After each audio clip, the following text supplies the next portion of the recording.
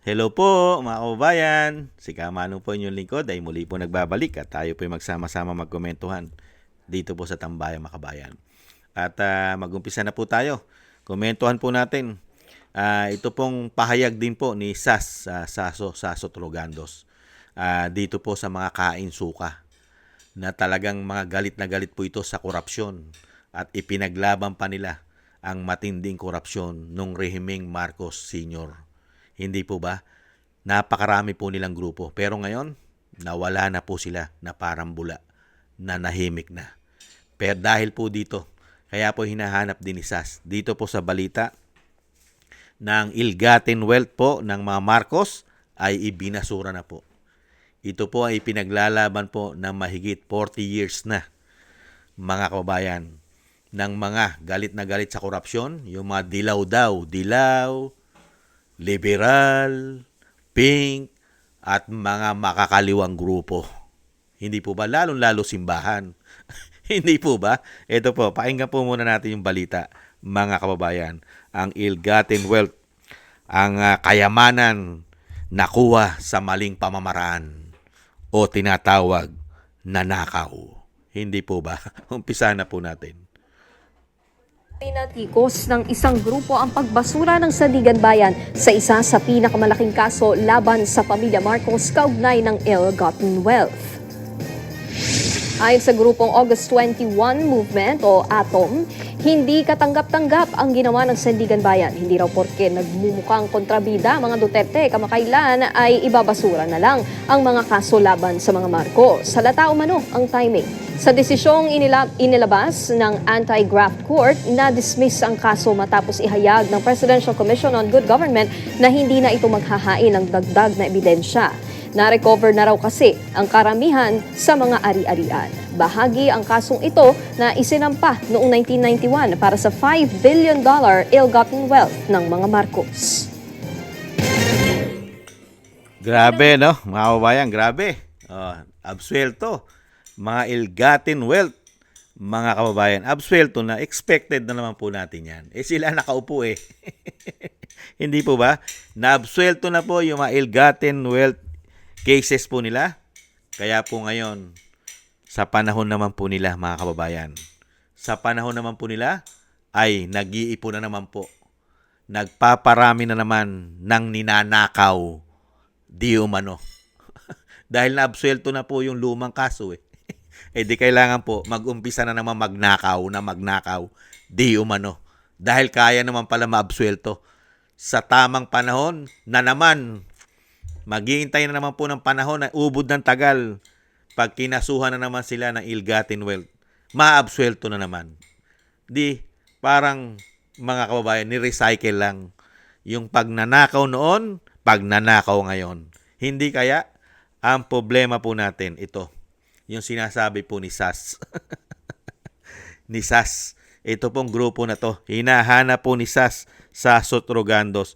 Ito pong mga kaing suka. Nananahimik po. Sino po? Ito po. Basahin po natin.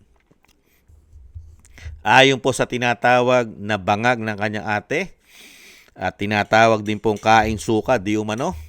Ito po. Bakit tahimik si Risa Hontiveros? Na dismissal ng Sandigan Bayan sa ill-gotten wealth Emirate. Di ba? Since 12 years old, siya na anti-Marcos. Ayon po kay Sas Rogandos Sasot. Yan po ang tinatanong ni Sas. Mga kababayan, bakit tahimik si Risa Hontiveros sa dismissal ng Sandigang Bayan sa ill-gotten wealth Emirate? Di ba since 12 years old, siya na anti-Marcos na? Anti-Marcos ka na? 12 years old ka parang?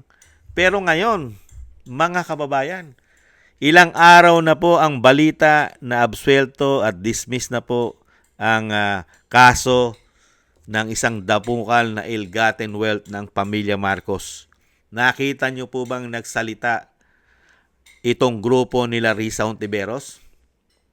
Nakatulad po ni Risa Hontiveros, 12 years old pa lang siya, yung kay Sas. Anti Marcos na po siya. Anti-Marcos na po siya, mga kababayan. Lumalaban na po siya sa Marcos, lalong-lalo po sa korupsyon. At syempre nahandyan pa pagiging diktador. Di umano. Di po ba? At hindi lang po si Risa Hontiveros. Lalong-lalo po, yung mismong pamangkin ng Aquino, ng senador Benigno Aquino. Yung mismong pamangkin na senador ngayon, tahimik na tahimik sa issue ng Marcos. Si Bam Aquino. Bam Aquino. Bakit tahimik na tahimik? Di ba pinagbibintangan nyo pa ang pamilya Marcos ang nagpakitil sa buhay ng iyong tiyuhin? Dahil sa sobrang kasakiman sa kapangyarihan at sa pera ng taong bayan, kaya nga gigil na gigil tayo nung panahon na ating mga magulang, marka isa! Diba? At magsama, kapit kamay. Hindi po ba? Pabagsakin ang rehimen, diktador, mamamatay. Di ba? Magnanakaw. Pero ngayon, nasaan po ang mga taong ito, mga aktivista? Nasaan po ang grupo ni Hontiveros?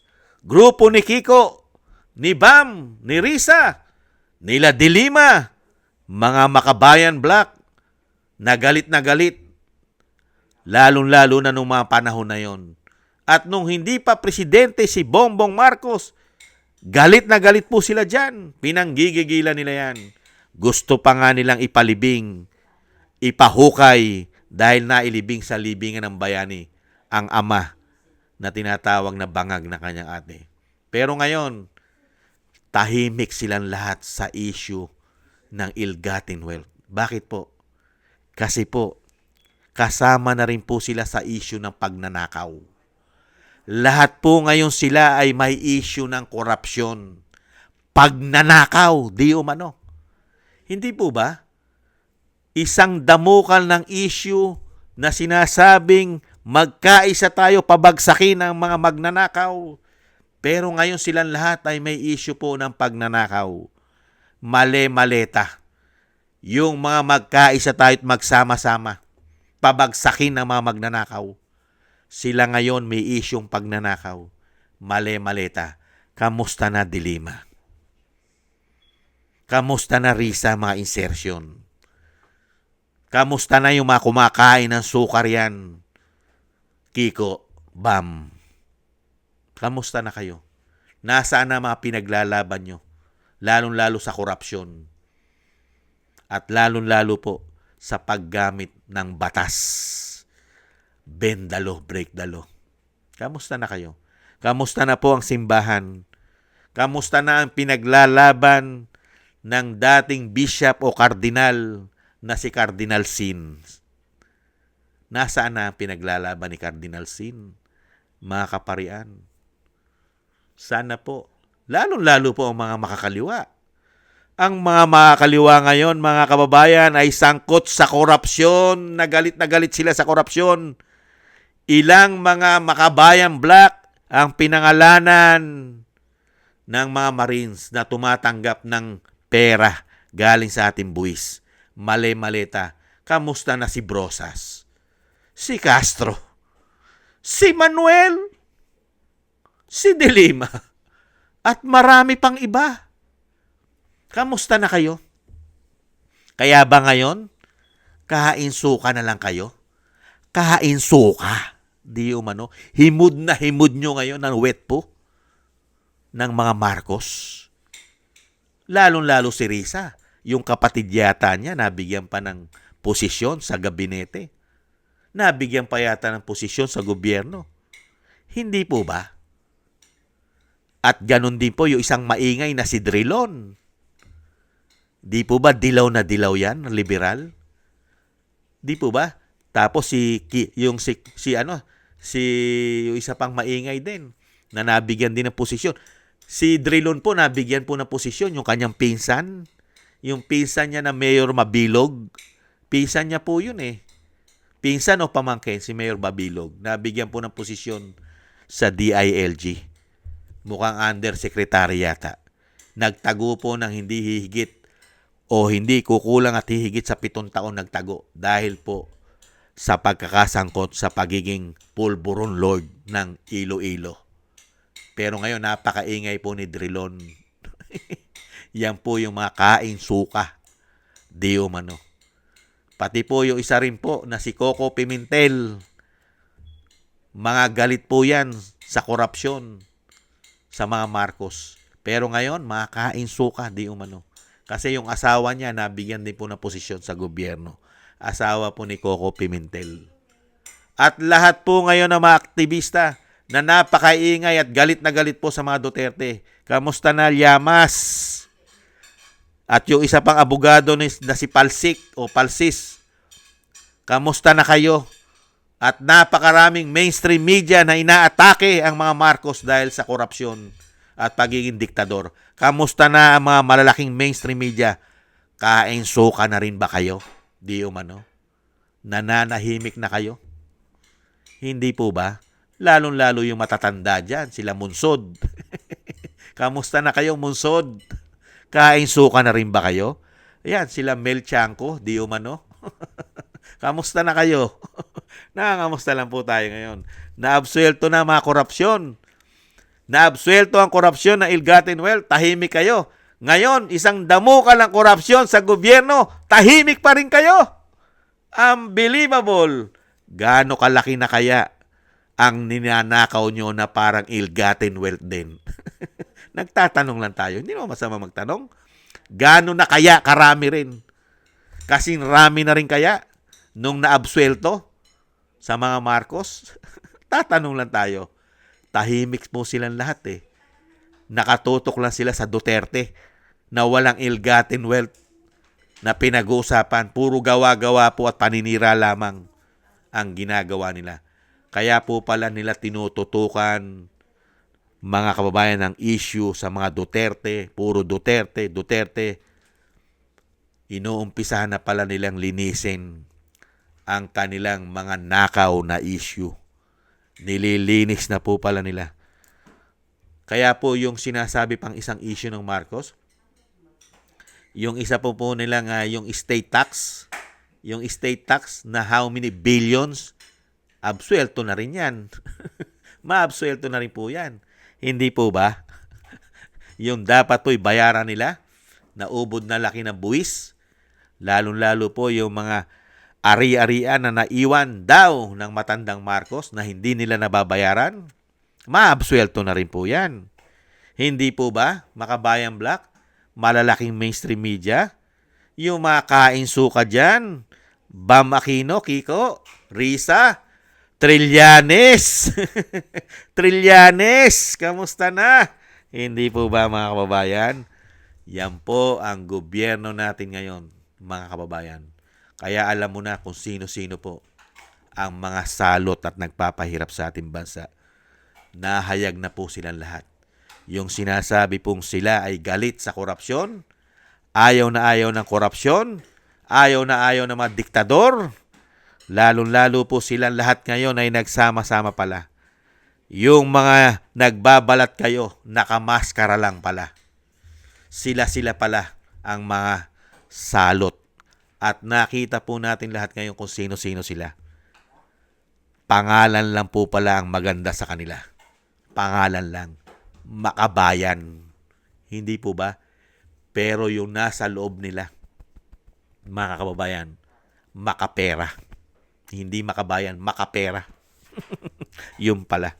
Maraming salamat po mga kababayan sa nagusto po sa atin. Tambay Makabayan sa YouTube at TikTok. At maraming salamat din po kay Miss Sas Rogando Sasot na real talk mo ang mga dilaw, pink, liberal at makakaliwa.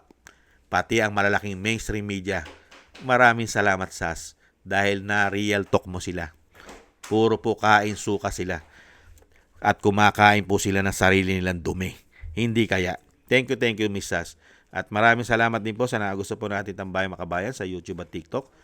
At ganoon din po sa ating mga subscribers at patuloy na susubscribe. Sa mga nagko-comment, like, share, subscribe. Thank you po. Shoutout po sa inyo lahat. Mabuhay po kayo. At shoutout din po sa mga nagbibigay po ng tulong at biyaya. Shoutout po kay Eric Hershaw from Canada. Kay Jim Aris from Arab Emirates, United Arab Emirates. Kay Baby Roman at Ate Isa from Cagayan Valley. Ani Jo, Norma Garcia, Mary Natividad Linden from Netherlands. Gay at Chena. Tatay Nick from Toronto, Canada. Kay Jesus Valdepena, Rolando Guerrero, Mila Yi, Felipe Shapno from Texas, USA. Rolando Timbol from Alberta, Canada. Ma'am LB at Sir Manny from North Miami, Florida, USA. Melchorita Espinosa from Orlando, Florida, USA. Arthur Estraniero from USA. Randy Crispino from Pasig. Mika Ligaspi. Tessie Mantilla from Kuwait. Frank Zamora from California, USA. At Romulo Di Binagracia from Bacolod City. Shoutout po sa inyong lahat. Shoutout po at ingat-ingat po kayo. Lalo-lalo po sa inyong po mga paggawa at God bless po sa inyong lahat. Maraming salamat pong muli at tiis-tiis lang po na tayo at kailangan po natin magtiis mga kababayan. Maraming salamat po. Bye-bye.